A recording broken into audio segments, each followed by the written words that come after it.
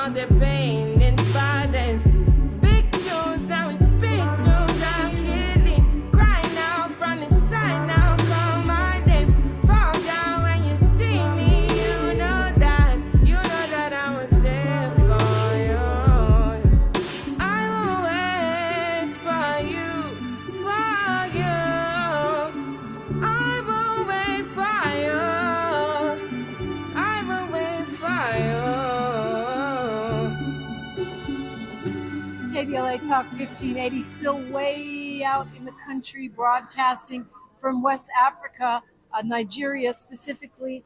And I want to bring you some of the sights and sounds, well, at least the sounds. For the sights, you're going to have to go to social media, KBLA 1580, or mine is DiPrima Radio, Miles Low Music for Miles for African Focus Presents, and see with your eyes. Right now, though, we're all sitting here having a traditional Nigerian lunch. Yes, I ate some okra, and they have catfish, and it's a lot of traditional dishes. But we're going to bring you inside of a couple of the schools where we gave donations of water wells and uniforms, and inside the throne room of modern day king who welcomed us and made us feel right at home. But it was very much a snapshot of ancient tradition meets modern life in West Africa, in Nigeria. Take a listen. Guess what? You guys will be on the radio today. So please join me to clap for my sister, my partner, Dominique DiPrima. Hi, thank you for welcoming us. I'm so happy to be here. I'm so proud and happy to meet you. And it is true, you are going to be on the radio today. We are recording. You see Miles there, Miles Low, with the microphone right here. We're recording. We're going to put you on the radio in all over the United States and all over the world. So thank you for being on the radio with us. Radio station KBLA, Mr. Tavis Smiley, and me, Dominique DiPrima, and all the people from the United States who you see behind you. We are all so happy to be here, and we all came with love. We want God to bless you too, and we're very happy to be part of what's happening at your school. Thank you. Thank you. The station you turn to when you've had it up to gear with cultural incompetence. KBLA Talk 1580. Now at Verizon, we have some big news for your peace of mind. For all our customers, existing and new, we're locking in low prices for 3 years guaranteed on My Plan and My Home. That's future you peace of mind. And everyone can save on a brand new phone on My Plan when you trade in any phone from one of our top brands. That's new phone peace of mind. Because at Verizon, whether you're already a customer or you're just joining us, we got you. Visit Verizon today. Price guarantee applies to then current base monthly rate. Additional terms and conditions apply for all offers. KBLA Talk 1580. We've got a lot to talk about. KBLA Talk 1580 reminds you, when we fight, we win. The Youth Justice Coalition is challenging America's addiction to incarceration and discrimination. YJC works to dismantle policies leading to mass incarceration, law enforcement violence, and the school-to-prison pipeline. Their approach, transformative justice, community intervention, free LA high school, legal defense, and system monitoring. YJC promotes safety without relying on prisons. Their goal, prevent system contact and help people exit the system through direct action, advocacy, and education. Want to get involved or need help? Call 323-235-4243. That's 323-235-4243. Join YJC in creating change. When we fight, we win. KBLA Talk 1580, your voice for justice. This is a community call to action from KBLA Talk 1580. KBLA Talk 1580. We've got a lot to talk about. KBLA Talk 1580, connecting you with services and solutions. The Los Angeles Regional Food Bank is on a mission to fight hunger and provide nutritious food to those in need across our community. They partner with federal, state, and local programs advocating for better policies and funding for critical hunger relief programs like Cal Fresh, the Emergency Food Assistance Program, and the Child and Adult Care Food Program. The food bank works with coalitions and local representatives to make sure hunger is addressed in every district of LA County. They also run nutrition education campaigns, raise hunger awareness, and source nutritious food for distribution, all while supporting regulations that allow food pantries to operate safely. Want to help? Visit lafoodbank.org or call 323-234-3030 to volunteer or find a food bank near you. Together, we can ensure that no one goes hungry in Los Angeles County. This is a community call to action from KBLA Talk 1580. KBLA Talk 1580. We've got a lot to talk about.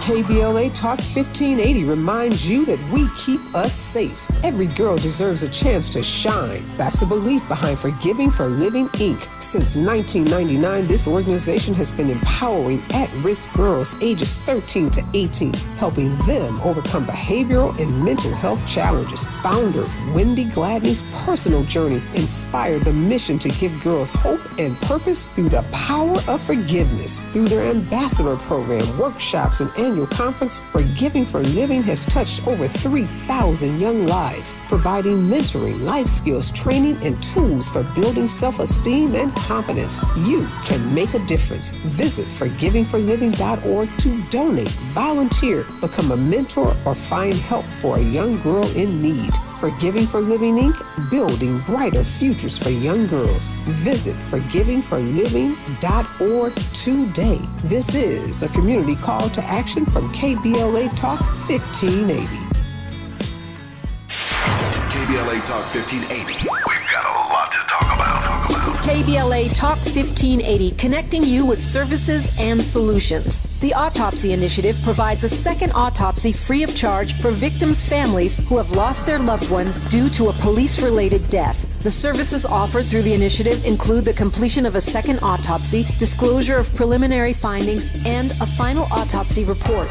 A police-related death is when an individual is harmed by police officers using deadly force, which results in an individual's death. Police-related death includes in-custody deaths, including those that arise during contact with law enforcement officers during arrest, pursuit, booking, transport, or incarceration. The Autopsy Initiative has a team of board-certified pathologists on call. An autopsy request may be completed by anyone with a close relationship with the victim, which may include the victim's spouse, partner, relative, close friend, or lawyer. To request a free second autopsy for a victim of police violence, please visit knowyourrightscamp.com. That's knowyourrightscamp.com. Then click on Autopsy, then click on Request. At KBLA, we believe in justice for victims of police violence. We say their names, and we don't black down. This is a community call to action from KBLA Talk 1580.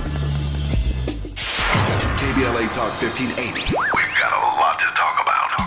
KBLA Talk 1580, connecting you with services and solutions. LA County's new Justice Care and Opportunities Department, or JCOD, is here to support justice-involved individuals and their families. The JCOD Support Center is now taking calls at 1-833-LACJCOD. That's 1-833-522-5263. Available 7 days a week from 6 a.m. to 11 p.m., the Support Center is your one-stop shop for re-entry issues and court support. They offer court reminders, connections to local services, transportation assistance for housing, court appearances, and childcare. The JCOD hotline provides personalized help to connect you with services that you need. And don't forget to check out justiceconnect.org for more information. Remember, it's free and available every day at 1-833-522-5263. This is a community call to action from KBLA Talk 1580.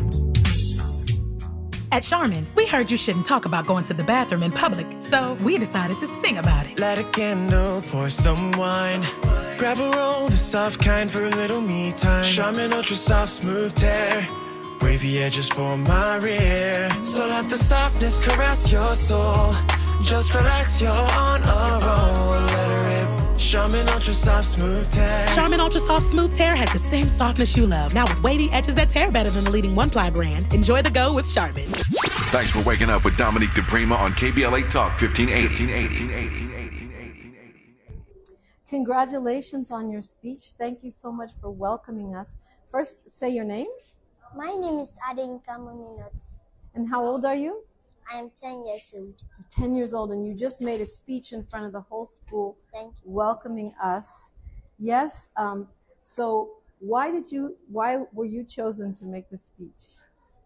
I chose to make this speech so that I can appreciate all of you for doing the ball to our school. Thank you for sharing. You said that the water would make a difference for your school, that it would help you. Can you share what you said about why the water is important? The water is important so that we can stay clean, wash our hands regularly, and drink enough water to stay focused in class. And you said you're going to take good care of the water well? What does that mean? We're going to take the good care of the water, to use it by not destroying it. I'm here with the chairman. Let's walk a little bit. Okay, the children are wonderful, but they're kind of loud. Here with the chairman of the teachers, is that correct? Yes. Tell me your name. My name is Michael Olayiwola Karim. And tell me about this school. This school, you know, it's long established since 1808. Wow. It's a very long time. There are a lot of people that have passed out from this school. Including the king. Mm-hmm. How did it feel to have the king visit the school today?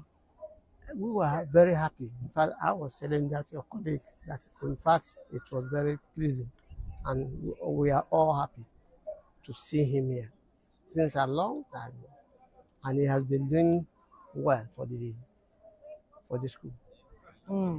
Well, we're honored to be here, and we're happy to bring the water and donations, and we're happy that you welcome us here.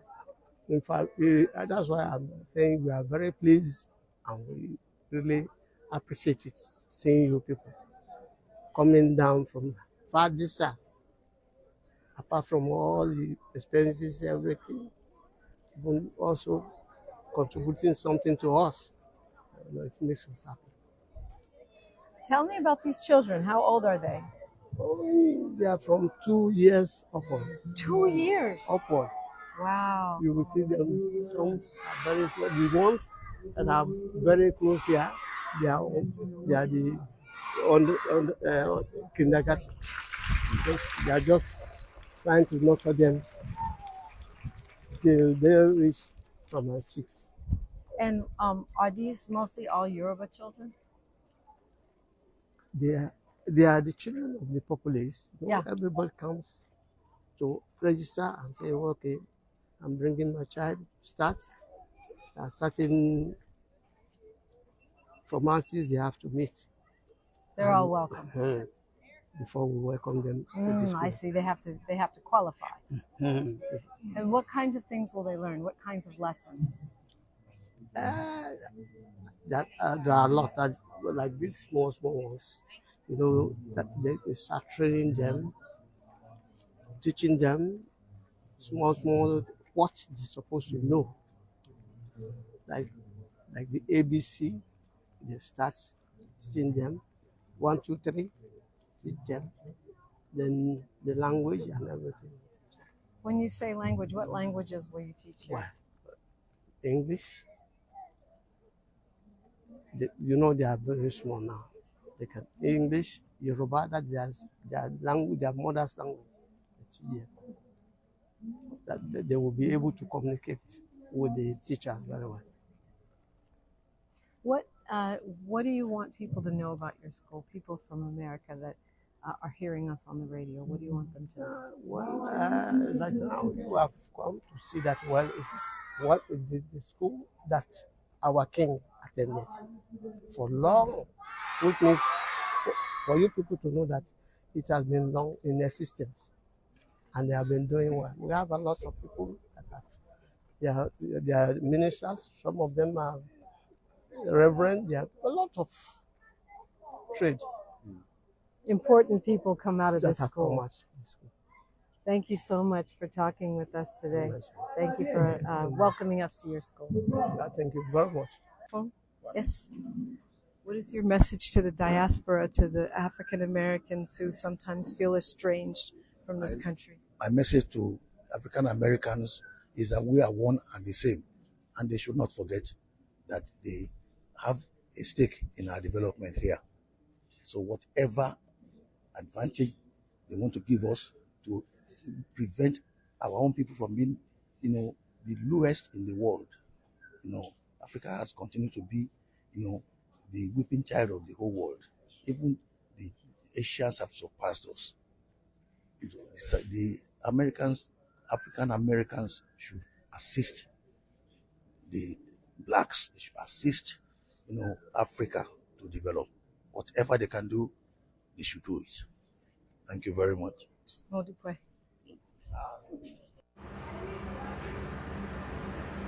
We are broadcasting from the National Museum of Lagos. I'm here with the Assistant Director. Tell me your name, introduce yourself to Los Angeles, and what it is that you do here. Beautiful. My name is Atinse Robert. I'm an Assistant Director with the National Commission for Museums and Monuments, an Education Officer by experience. What we do here is that we are the ones that disseminate information as regards the objects that we have right here in the museum. As Education Officer, our responsibility is to ensure that we disseminate the right information as regards the objects we have on display. Thank you. Do you think people are not, they're miseducated about what the kind of art and the kind of objects that we have here? If they are educated, yes. We have a lot of people that come over here to see our objects in the museum. What we will really show you that is from our statistics. We understand that as Education Officer, we discover that the older ones might not be too interested, then we ensure that the children who we have to hand over the culture to, we have to put them in line and ensure that they are part of it.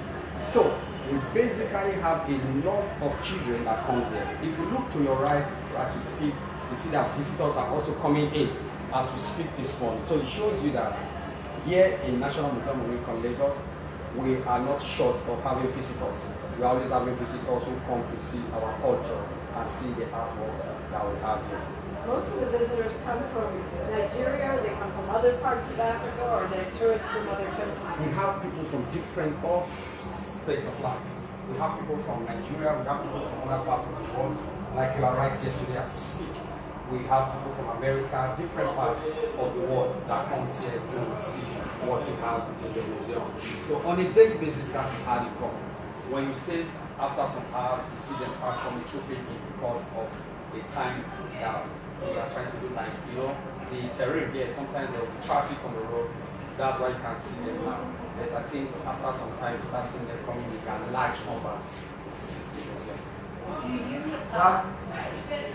tell me about the range of how old is the oldest thing that I might find here, and how new is the newest thing? Like, there's some very ancient art here, right? Yes.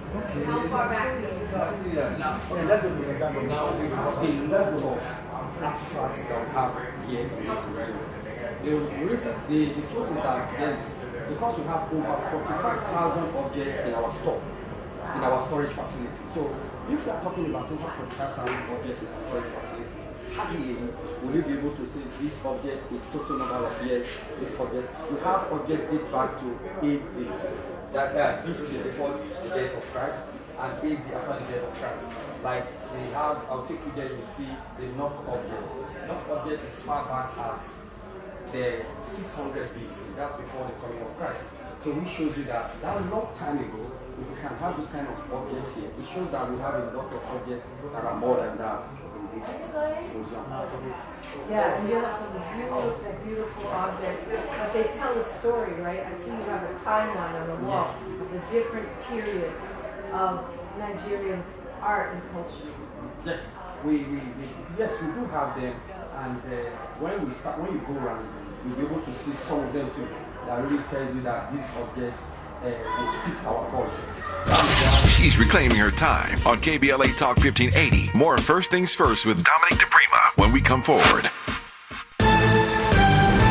I'm I'm Bree Wood with BIN News Now. Texas Governor Greg Abbott has called a special session focused on limiting THC product sales. Meanwhile, pro-life groups are urging him to add a bill targeting abortion pill distribution, allowing civil lawsuits. Because we know about 19,000 abortion pills are coming to Texas every year, and these are harming women. That's Ashley Leonards with the group Texas Right to Life. The bill passed the Senate but stalled in the House.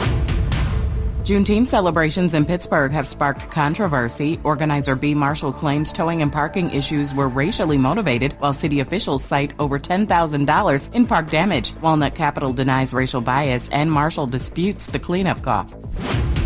And a new digital learning platform, the eHBCU Consortium Portal, is offering over 33 degree and certificate programs led by 4 HBCUs. It combines rigorous academics with mentorship from HBCU alumni. Get BIN News Now on demand 24/7 on the iHeartRadio app.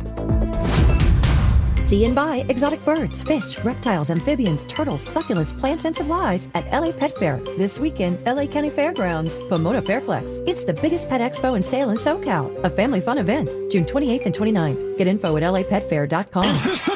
This is the KBLA Sports Minute with Ray Richardson. The LA Sparks snapped a 4-game losing streak Thursday night in the WNBA. They beat the Indiana Fever 85-75. First win for the Sparks since June 11th. The Sparks are home Sunday afternoon against the Chicago Sky. The Lakers finally had some activity in the NBA draft after not having a first-round pick Wednesday night. They made a trade with Phoenix and Minnesota to move up 19 spots in the second round. The Lakers selected Adul Thero, a 6'8" forward from Arkansas. The Clippers used their second-round pick to take Kobe Sanders, a 6'7" guard from Nevada. Dodgers pitcher Clayton Kershaw had 5 strikeouts in the Dodgers' 3-1 win at Colorado. Kershaw needs only 3 more to become the 20th Major League pitcher with 3,000 strikeouts. If the Angels beat the Washington Nationals tonight in Anaheim, they will be over the 500 mark for the first time this season since April 20th. No debates, no speculation, just the info you need. That's your KBLA Sports Minute. I'm Ray Richardson. More news, opinions, and conversation when we come forward on KBLA Talk 1580. Every mother deserves a healthy and joyous pregnancy and birth, and every baby deserves to thrive. That's why the Los Angeles County Abundant Birth Project is here. The Abundant Birth Project is a guaranteed income program that provides cash during pregnancy to pregnant individuals at the highest risk of preterm and low birth rate babies. Although program enrollment has closed, our commitment to Black joy and thriving continues. Through tailored services that foster mental well-being and community-based resources, we provide care and support during pregnancy and after the baby is born to help build brighter futures for our families. Join us in celebrating abundant births in LA County. For more information, please visit abundantbirthproject.org. abundantbirthproject.org. At KBLA Talk 1580, we do more than just talk. You got a big mouth. Hello, Joe, you're up. Welcome. We're unapologetically progressive, and we don't black down. So you've just journeyed with us to St. John's School, St. Augustine School. It sounds fancy because they sound like Catholic schools, but these are public-private schools in the middle of the country. Very, very low resource and so full of joyful kids and teachers. We also went into the throne room of Adedotun Aremu Kabadebo III, who's the current Alake of Egba. He's ruled there since August of 2005, and was so interesting to note that those chiefs, they literally are kingmakers. He was elected to be the next king from among a pool of other people that have different levels of blood relation to Alakes, going all the way back to the early 1700s. So, and you could feel the tradition in that throne room. It was really an honor, and hopefully you will continue to see and hear, but especially feel what we're seeing and feeling on this trip through Nigeria, West Africa, and into the inner sanctums of the traditional courtiers, the advisors, priests, chiefs, and the king, all the way to the humblest child in school who was happy to get some fruit snacks from the folks from California, from the United States. It's been eye-opening, and we are still in Nigeria, still looking forward to traveling to Ghana and the Republic of Benin, a tiny little country to which I've never been. But this is what you've been hearing and seeing today, and we'll continue our journey when we come forward. And along with us on the journey was my sister, who was adopted to me through the induction of the African Focus Incorporated ceremony that they do. She happens to be a judge in this region, and I had a chance to talk with her. Start recording. Okay, so this is my adopted sister through African Focus. Well, you adopted me, your family, Babatunde family, but you're a judge here in Nigeria. Yeah. Yes. We have, just like we have the hierarchy of courts in the US, we also have hierarchy of the courts also in Nigeria. We have the appellate, which consists of the Supreme Court and the Court of Appeal. Then we also have the Superior Court, High Court, Federal High Court, Court of Appeal, then High Court of the State. Then we now have an Inferior Court, which is the magistrate and the customary, where I preside. I preside in the customary court. And where we are right now is the cathedral. It is a monumental cathedral. Every year, the judiciary, we have 3 arms of government in Nigeria: the judiciary, the legislative, and the executive. So every year they come here to worship God, to thank God for what God has done in the year past and what God wants to do to usher in into another legal year. So they come here every year to worship. So this place is always filled to the brim. You have the governor here, you have the chief judge of Ogun State here, and you have the speaker of the House of Assembly present right here in this little town. Yes, in this little town. So the cathedral is a monumental one. Every year, that is what we do. And as a president legal of the customary court, what we do is that we adjudicate on matters at the grassroots. Yeah, so you were explaining that to me before, and it was really interesting. You're saying they take more traditional law with customs and sort of the lengthy traditions, African traditions. Why it is so is that the African tradition is being spiced up with the law. That means customary court is adapting to the modern trends. When the colonial masters came, these were the structures that they met. Now, you cannot leave, the world is evolving, and you cannot leave the customary court as it were when we were colonized. So it has to be up to date to the modern times. And that is why you now have the legal practitioners presiding on this court. So they look at the traditions, they look at the norms, they look at the customs through the lens of justice, through the lens of equity, through the lens of fairness. So in as much as you are putting the traditions, it must not be repugnant to natural justice, good conscience, and equity.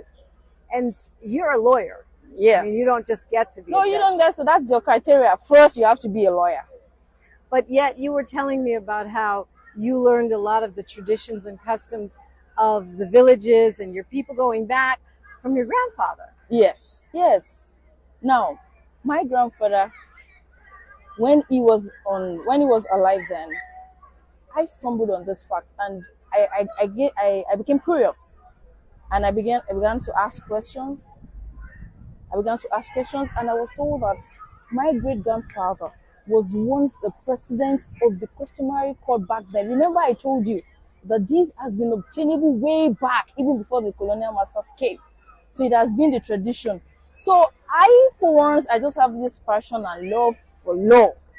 So in my traverse, I discovered that, look, it actually runs in the family, and nobody even knew. But as God will have it, it came back to this generation, the current generation, amazing. After how many, like 10, 11, couple of generations back. Of judges. That's wild. And your goal, you said, is to work your way up? Yeah. In our profession, there is hierarchy, and you can't just jump. You don't jump the car. You follow the hierarchy as it progresses. So there's no way you want to come from the back and you just want to be up there. And because our profession is a noble one, and there is respect. When someone is ahead of you, you have to give the person respect. And on and on and on and on, you go the steps, your pathway, until you get to the peak of your career. So that's what it is here. Then the beauty of the customary court is The beauty of the customary court is you don't. Uchenna's still there. We're okay. The beauty of the customary court is that it's less expensive. It is cheaper, and we use our local dialect. So we are not conscripted to using English. So you use your local dialect. You can even walk in. You don't need to engage a lawyer. Then the technicalities, like, okay, I want to prove that I want a dissolution. We preside over, our jurisdiction is over dissolutions under customary court. So if you say that I want a dissolution, the law requires that you have to prove section 15 2A to H of the Matrimonial Causes Act 1970. But for customary court, you don't need to do that. You don't. So the technicalities, the grounds of the grounds, you need to prove the grounds of the irretrievable breakdown of the marriage. But for customary court, you don't need to do that. Once there is a valid marriage, and what are the essentials of a valid marriage? Parties must have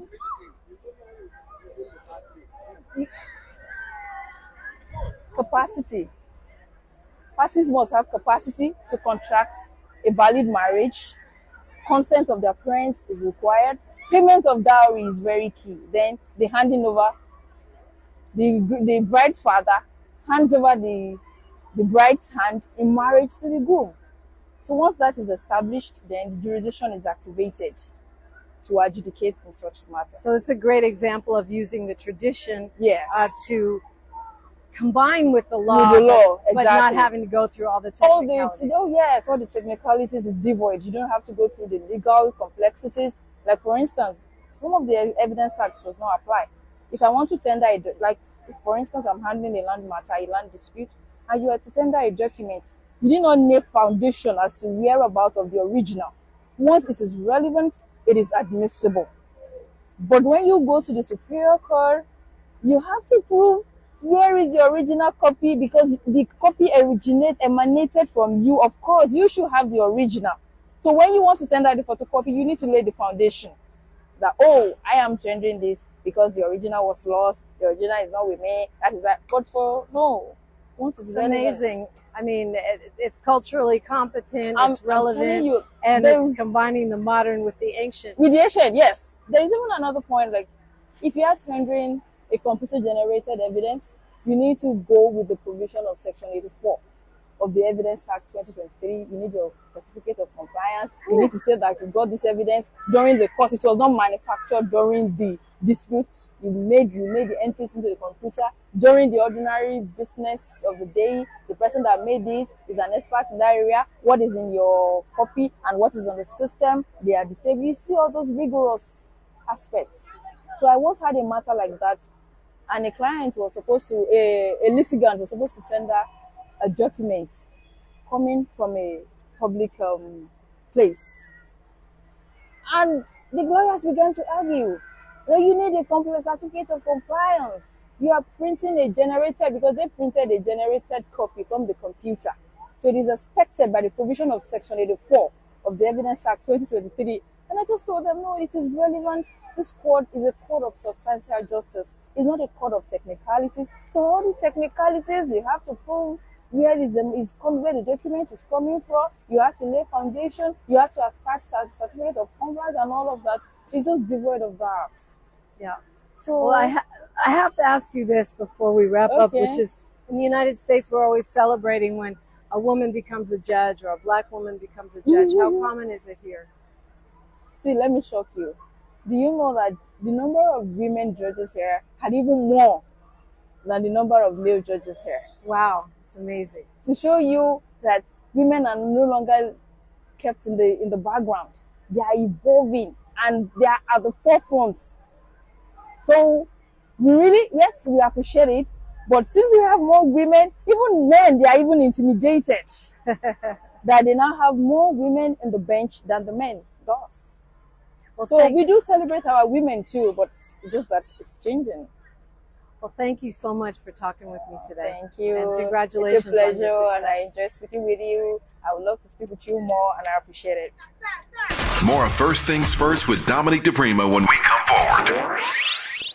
If you need to hire, it seems like the whole process can be exhausting. You search resumes, wait for the right candidates to apply, set up initial interviews. It's a lot of time and work.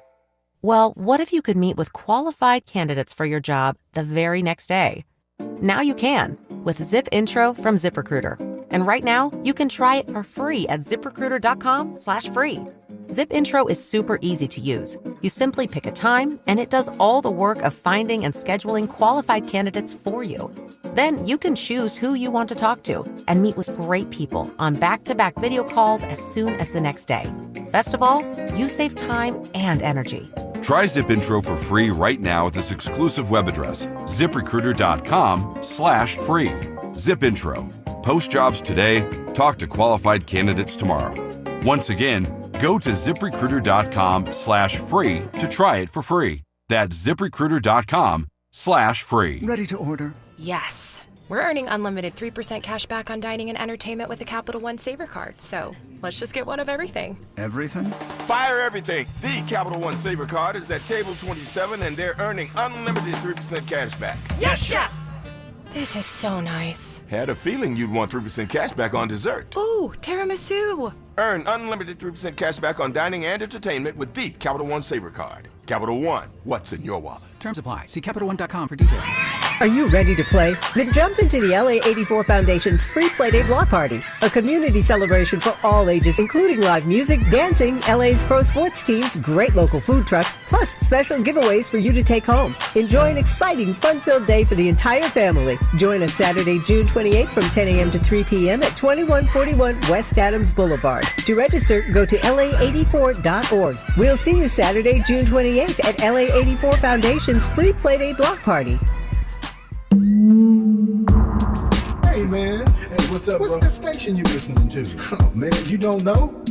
That's Talk Radio, KBLA, 1580 AM. Check it out. 1580 KBLA AM.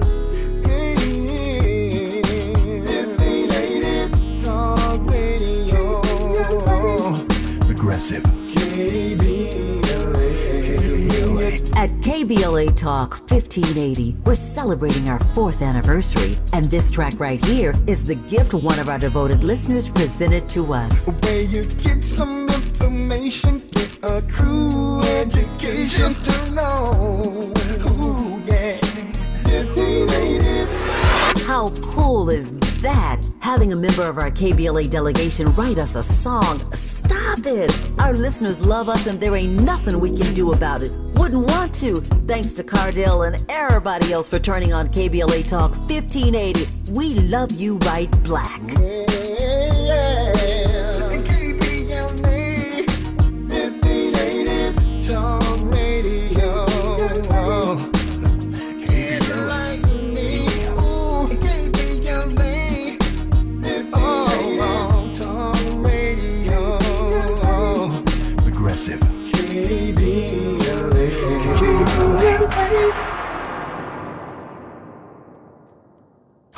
The conversation continues right now with Dominique DiPrima on First Things First. KBLA Talk 1580.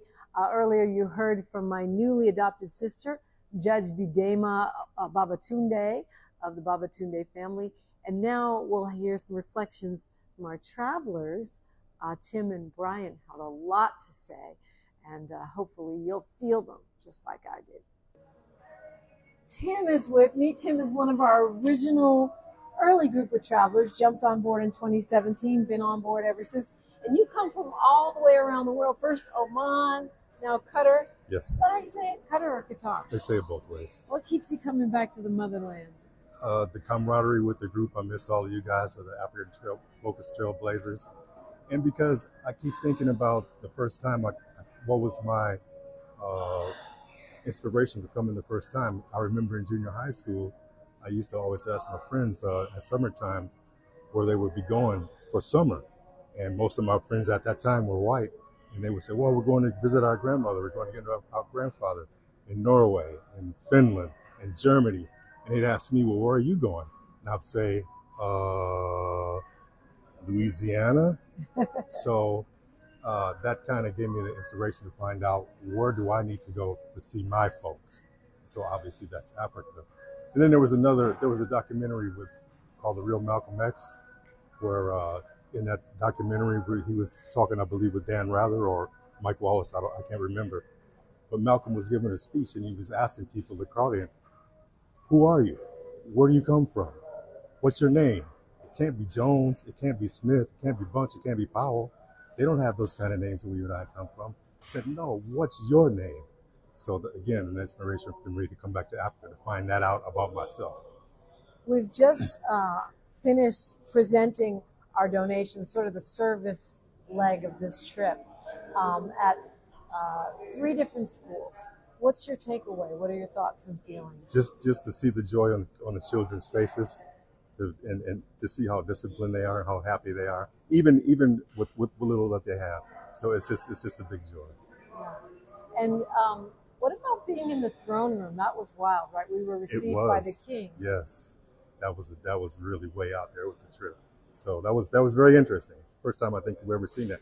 I think we did see a king before one of the earlier trips. Yeah, in Benin City, right. Which was actually here in Nigeria, but in a different part of the country. Okay. And then remember, we met the king in Kenya. In Kenya. The king in Kenya was so casual.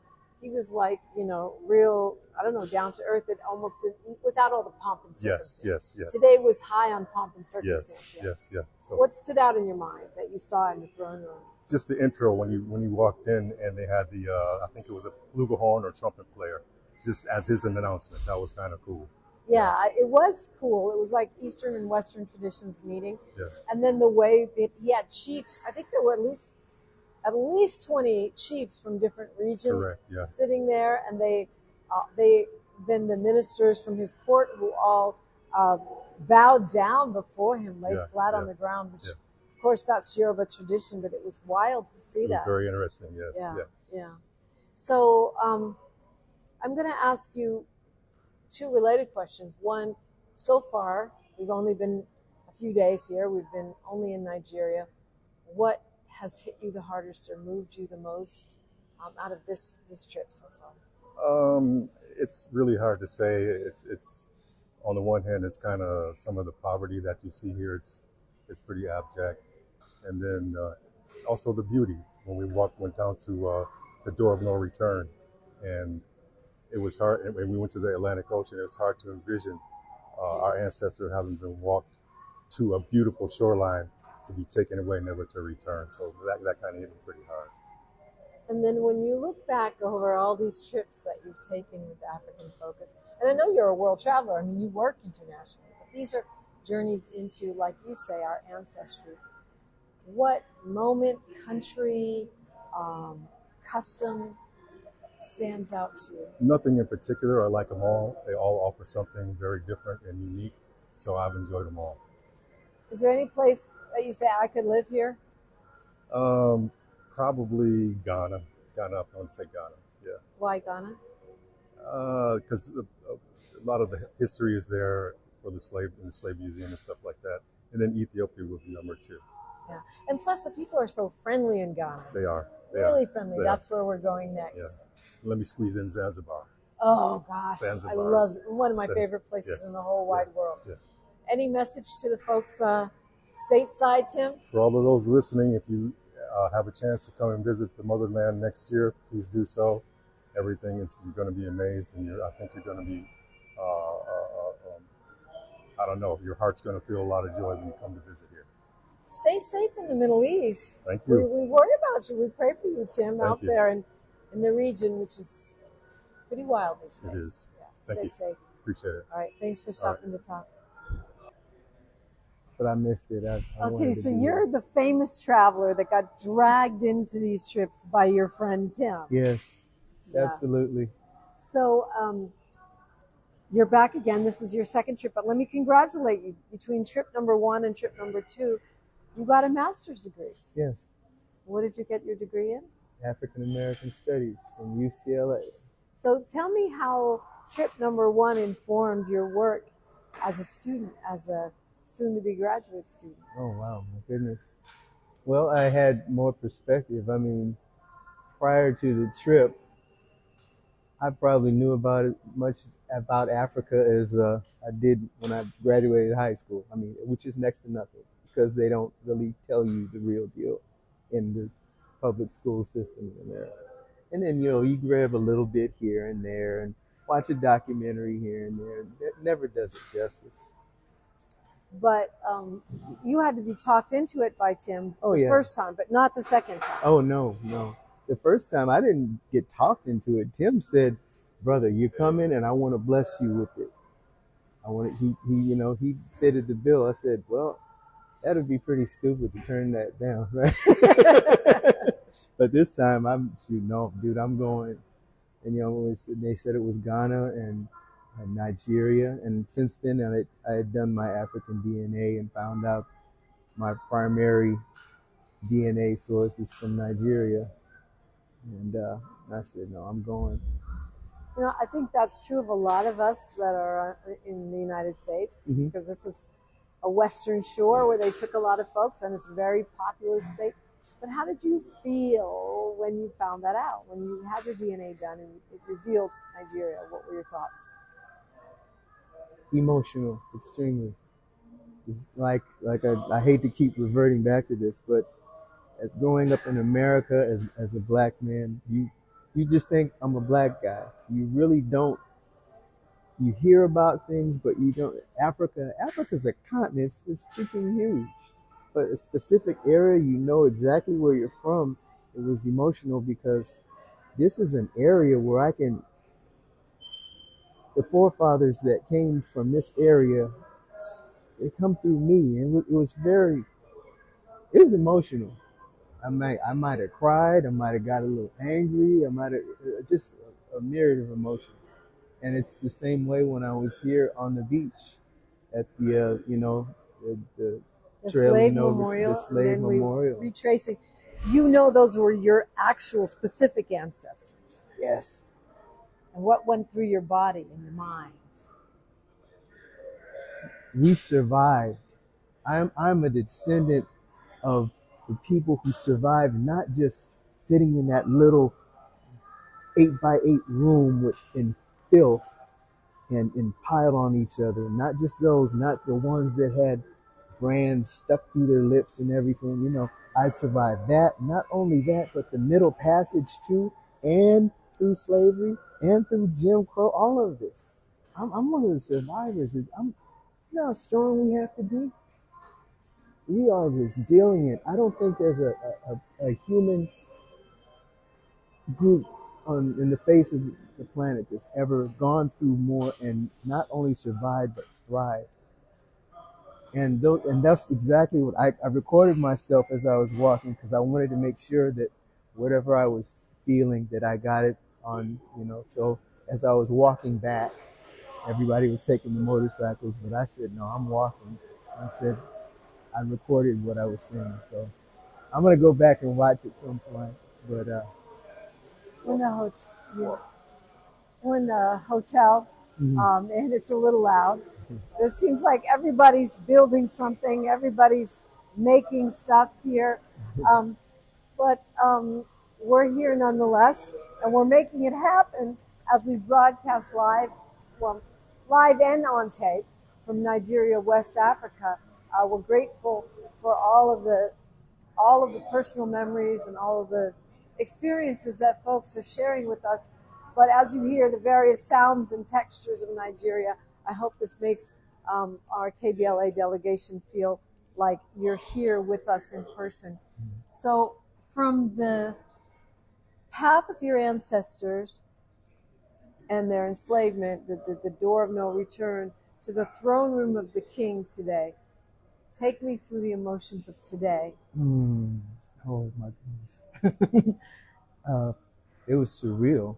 This is a real king, and to see them fly prostate to this person and that was surreal. I didn't want to leave. I wanted more. I wish we could have just had dinner with him or just absorb it in, because there's an energy about that, Oh my goodness, yeah. And what did you make of his message to us? It was powerful. He understood. He knew history. He wasn't, it's like, well, yeah, these are American people. He understood. I guess, you kind of think that they don't know anything about us. And most, they probably don't. But you know, most people, the common people, but just to know that he acknowledged us as being, you know, not just Americans, we are brothers. That was powerful. And I love the way he talked about, which related back to the museum, if you remember, that we went to, because he was talking about how the enslaved people who returned brought things back in terms of the culture, the structure of government, and that's what we saw with our eyes at the museum. So for me, hearing that come from the king was really interesting. And you're right. I mean, I thought, wow, this is a very educated king. And it seemed like he was not just happy, okay, these Americans came and they're building these water wells, but he said it out of his mouth about the connection between us. And that was powerful. Yeah. Yeah. So what are you looking forward to still ahead? Ghana, Benin, anything. I mean, anything. I'm absorbing it all. You know, I know I can't wait to start. I should have brought a journal here, but I said I probably won't have time. But, you know, I'm chronicling as much as I can here. And, you know, I have a pretty decent memory for my emotions and all that stuff. So I'll remember. I'm looking forward to Ghana, though, because everybody said Ghana is the bomb. So. Yeah, I like Ghana. Ghana's great. I guess I'll ask you one more question, because you do seem to be very in touch with your feelings and the way that you're responding to this. I always feel like when I come to Africa, there's some kind of almost like a resetting of the media with our DNA or physically, the visions that come through our eyes, the sounds that come through our ears, the tastes that come through our mouths. I'm wondering if you understand what I'm saying, and if it even makes sense, if it resonates with you. Can you relate to that in any sense, in terms of just being immersed in a place that is strange to us, but also at the same time familiar? Yes, even more so than the first trip. South Africa and Zimbabwe were amazing, but this is a whole different level. And part of it is because of the DNA connection and all. You know, I know that this is land, you know, that my forefathers stepped on right here. So I'm not sure if I could answer your question any better, but. Well, I guess a simpler way of asking would be, how do you feel it impacting you physically, emotionally, your soul? Oh, for the rest of my life. I won't walk the same. I won't look at other Black people the same, really. I don't see myself, even the ones that are unaware. And that's most of us. Most of us, back, you know, like I said, we haven't been educated. Some of them don't care, but I won't see that. I feel more empathy for people who won't get to experience this. They won't. You know, I'll try to enlighten as many people as I can if I speak to them and all that. You know, I'm not gonna walk around in dashikis all the time. You know, but I will. I think I'll be able to relate to them on a whole different level because of my past. Because I had been probably more ignorant than most of them growing up and where I grew up and knowing nothing. But now it's real. It's real. It's tangible. It's something I've held. I've tasted it. I've smelled it. I've looked in the eyes of the people with their smiles and their resilience. I mean, it's amazing. I'm gonna stop because I'm gonna start, you know, getting full. So I hope that's the last question. That was wonderful. Thank you, Wes. If you say so, it's the last question. Thank you so much for sharing with us. Thank you. My pleasure. KBLA Talk 1580, thank you for spending the week with me, Miles Lowe, and 52 Trailblazers as we travel Nigeria, West Africa.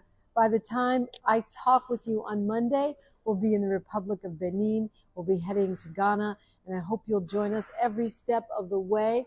It has been a pleasure talking with you. Now I can go post all these pictures and videos. You're definitely going to want to tap in on KBLA 1580. And mine, DiPrima Radio, and Miles Lowe Music for some updates. I'll be going live here and there too, so we can keep you in the mix and in the loop. And until the next time, Like my mama, the great Diane DiPrima, used to say, history is now, and we are making it together. Until next time, one love. I'm Bree Wood with BIN News Now. Texas Governor Greg Abbott has called a special session focused on limiting THC product sales. Meanwhile, pro-life groups are urging him to add a bill targeting abortion pill distribution, allowing civil lawsuits. Because we know about 19,000 abortion pills are coming to Texas every year, and these are harming women. That's Ashley Leonards with the group Texas Right to Life. The bill passed the Senate but stalled in the House. Juneteenth celebrations in Pittsburgh have sparked controversy. Organizer B. Marshall claims towing and parking issues were racially motivated, while city officials cite over $10,000 in park damage. Walnut Capital denies racial bias, and Marshall disputes the cleanup costs. And a new digital learning platform, the eHBCU Consortium Portal, is offering over 33 degree and certificate programs led by 4 HBCUs. It combines rigorous academics with mentorship from HBCU alumni. Get BIN News Now on demand 24/7 on the iHeartRadio app. See and buy exotic birds, fish, reptiles, amphibians, turtles, succulents, plants, and supplies at LA Pet Fair this week.